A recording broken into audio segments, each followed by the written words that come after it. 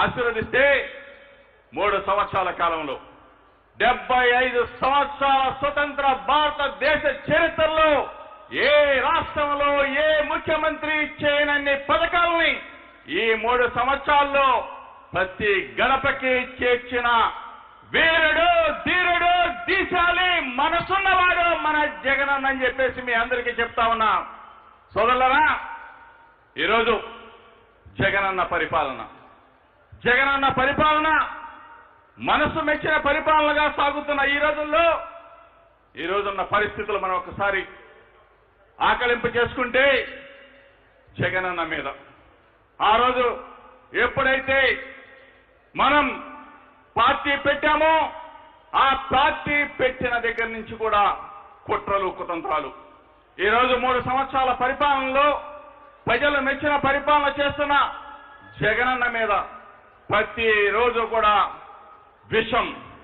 ప్రతిరోజు విషం చిమ్మే రాతలతో ప్రతిరోజు సాయంత్రం పొద్దున పూట డిబేట్లు పెడుతూ ఆ డిబేట్ల ద్వారా ప్రజలకి విషాన్ని ఎక్కించే కార్యక్రమాన్ని చేస్తున్న ఎల్లో మీడియా గురించి మనందరం కూడా ఆ ఎల్లో మీడియా గురించి అందరూ కూడా ప్రతి ఒక్కళ్ళు కూడా తెలుసుకోవాల్సిన బాధ్యత ఈరోజు మన సైనికుల మీద ఉంది, మనందరి మీద ఉంది. ఈరోజు జగనన్న ఏం చేస్తా ఉన్నాడు? జగనన్న మంచి పనులు చేస్తా ఉంటే ప్రజలు బ్రహ్మాండంగా సంతోషంగా ఉంటే విషపు బీజపు నాటుతున్నాం. ఈరోజు అడ్రస్ లేని వ్యక్తులు ఆంధ్రప్రదేశ్ రాష్ట్రంలో జరుగుతున్న అభివృద్ధిని చూసి ఓర్వలేని ఆంధ్రప్రదేశ్ రాష్ట్రంలో అడ్రస్ లేని వ్యక్తులు నారా చంద్రబాబు నాయుడికి ఆంధ్రప్రదేశ్ లో అడ్రస్ లేదు, ఇల్లు లేదు, డోర్ నంబర్ కూడా లేని నారా చంద్రబాబు నాయుడు ఈనాడు రామోజీరావు నీకు ఆంధ్రప్రదేశ్ లో ఇల్లుందా, అడ్రస్ ఉందా, డోర్ నంబర్ ఉందా? ఇంకొకడున్నాడు ఏబిఎన్ బూత్ కిట్టిగాడు. అరే రాధాకృష్ణ, నీకు అడ్రస్ ఉందరా, ఆంధ్రప్రదేశ్ లో ఇల్లుందరా, కనీసం డోర్ నంబర్ కూడా లేని ఈ బూత్ కిట్టిగాడు. అదేవిధంగా ఈ మధ్య ఒకడు TV5 నాయుడు, ఆడెక్కడుంటాడు?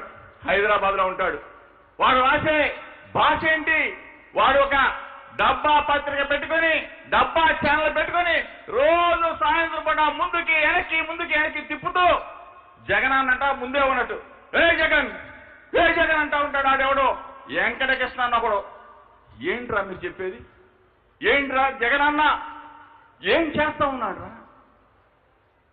అమ్మఒడి ద్వారా అక్క చెల్లెమ్మలకి 90 లక్షల మంది మన పిల్లలకి, ఆంధ్రప్రదేశ్ పిల్లలకి అమ్మఒడి ద్వారా డబ్బులు ఇస్తా ఉంటే ఆ పిల్లలు సంతోషంగా స్కూల్కి వెళ్ళి చదువుకుంటా ఉంటే ఆ పిల్లల్ని బ్రహ్మాండంగా విద్యా కానుక కిట్టించి జగనన్న మధ్యాహ్నం పూట గోరుముద్దలు పెడతా ఉంటే ఆ పిల్లలు నా పిల్లలలాగా ఎదగాలి, నా హర్షితమ్మలాగా ఎదగాలి అని చెప్పేసి ఆ పిల్లల్ని ప్రేరేపిస్తా ఉంటే ఈ తప్పుడుగాళ్ళు మన పిల్లలకంట ఇంగ్లీష్ చదువుకోకూడదంట, మన పిల్లలు ఇంగ్లీషు నేర్చుకోకూడదంట.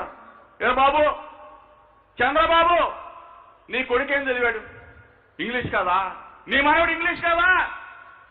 రామోజీరావు, నీ కొడుకు నీ మనవడు చదివేది ఇంగ్లీష్ కాదా? రాధాకృష్ణ, నీ కొడుకు నీ మనవడు చదివేది ఇంగ్లీష్ కాదా?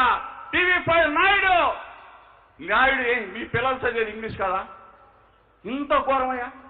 మా బీసీలు, మా ఎస్టీలు, మా మైనార్టీలు, మా ఎస్టీలు, మా పిల్లలకి జగనన్న విద్యాబుద్ధులు నేర్పి ఇంగ్లీష్ పాఠాలు చెప్తే ప్రపంచాన్ని జయించే విధంగా మా పిల్లలు తయారు చేస్తా ఉంటే మీకెందుకురా ఇంత కడుపు మంట అని చెప్పేసి ఈ ఎల్లో మీడియా పచ్చ పత్రిక వెధవలను అడుగుతా ఉన్నాం.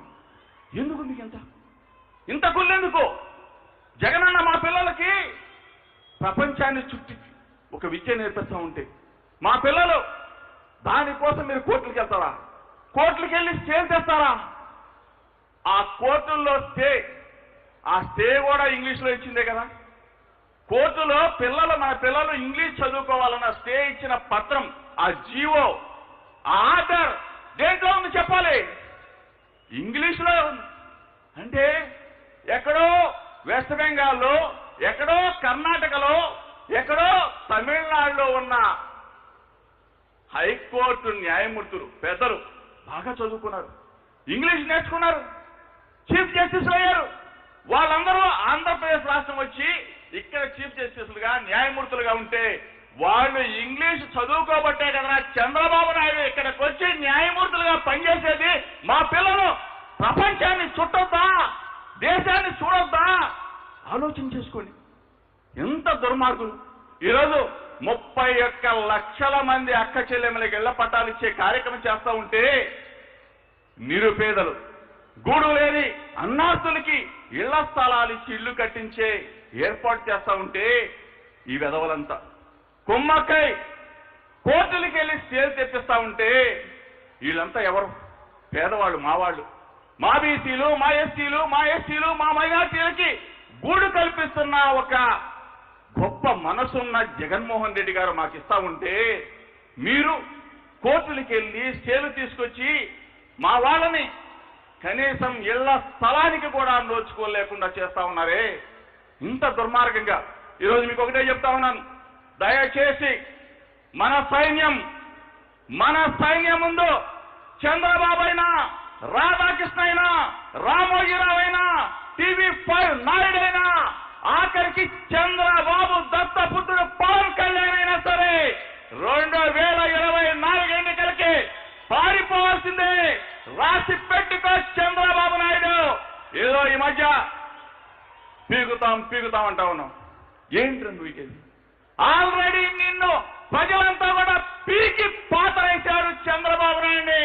మీరు చంద్రబాబు నాయుడికి ఎన్ని లేపాలనుకున్నా, బుల్డోజర్లు పెట్టి లేపాలనుకున్నా, చంద్రబాబు నాయుడు ఈ రాష్ట్రంలో కుదేలైపోతా ఉన్నాడు.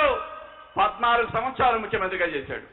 14 సంవత్సరాల పాటు చంద్రబాబు ముఖ్యమంత్రిగా ఉన్నప్పుడు వీళ్ళంతా కూడా, రామోజీరావు అవ్వచ్చు, రాధాకృష్ణ అవ్వచ్చు, TV5 నాయుడు అవ్వచ్చు, వీళ్ళంతా కూడా ఒక గజ దొంగల ముఠాగా ఏర్పడి రాష్ట్రం మొత్తం కూడా దోచుకున్న ఈ విధవలంతా కూడా ఈరోజు జగనన్న అధికారంలోకి వచ్చేసరికి, జగనన్న పరిపాలన చూసి వీళ్ళ అరాచకాలకి, అక్రమాలకి, అవినీతికి బ్రేక్ పడిపోయిందని చెప్పేసి ఒకటే బాధ.